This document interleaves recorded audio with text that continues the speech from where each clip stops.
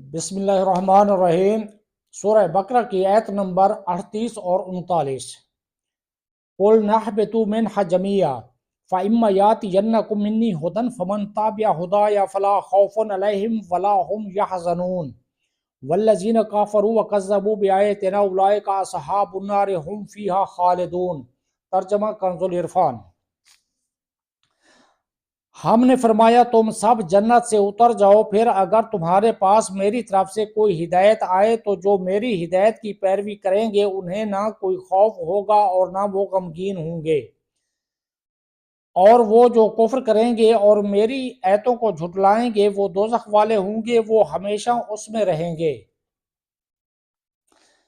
فمن تابع ہدایا، تو جو میری ہدایت کی پیروی کریں۔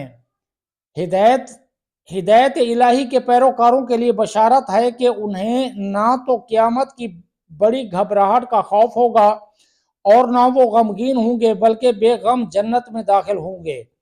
یہاں جمع کے صیغے کے ساتھ سب کو اترنے کا فرمایا، اس میں حضرت آدم علیہ السلام اور حضرت حوا رضی اللہ تعالی عنہا کے ساتھ ان کی اولاد بھی مراد ہے، جو ابھی حضرت آدم علیہ السلام کی پشت میں تھی۔